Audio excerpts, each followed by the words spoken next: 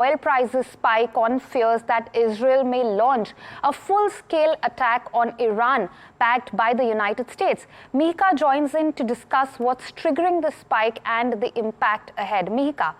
Yeah. So Pallavi, one of the main reasons why oil prices are rising is, well, the initial trigger was Iran's missile attack on Israel, which now has prompted the Prime Minister of Israel to vow significant retaliation. And media reports and analysts have been saying that this could be in a form of targeting Iranian oil facilities. Now, the importance of Iran in a global oil market standpoint, where currently production is at 3.4 million barrels per day, with this is approximately a 7.6% share when you look at OPEC's total production, OPEC plus that is, and a global market share of 3.2%.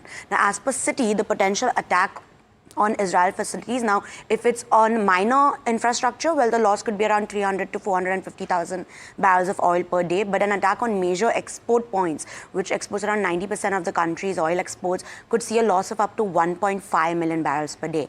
Now, the bigger risk is actually the Strait of Hormuz, which is which is in one of the coastlines of Iran. Now, Iran may consider shutting down the Strait of Hormuz, and it has, threatened to do so in the past as well. And the strait is very crucial for global oil trade.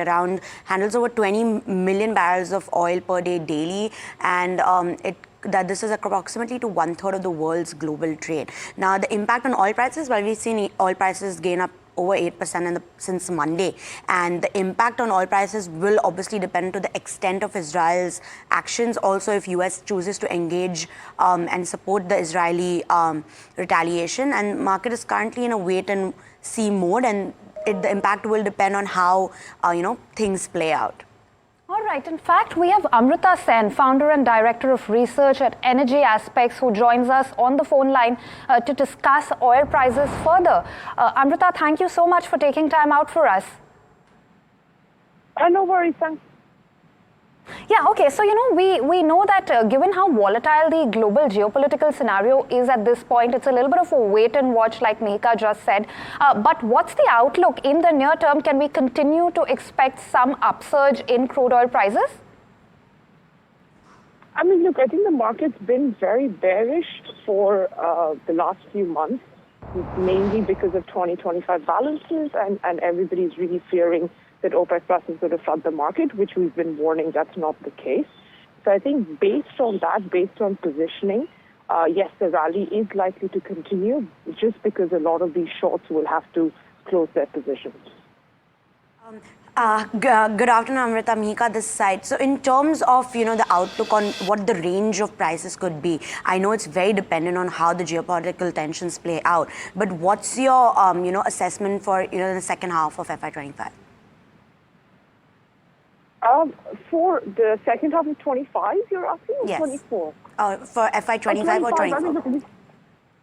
So we are expecting prices to range between 75 and 85, basically, for the next 12 months.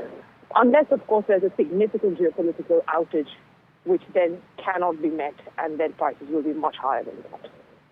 Okay, and I know there are many hypotheticals at play, but now, if Iranian oil supply is compromised, and with OPEC maintaining its status to, return production, do you feel that we will have enough supply? There might not be as much as is lost because the OPEC is holding back 5.6 million barrels per day of oil supply.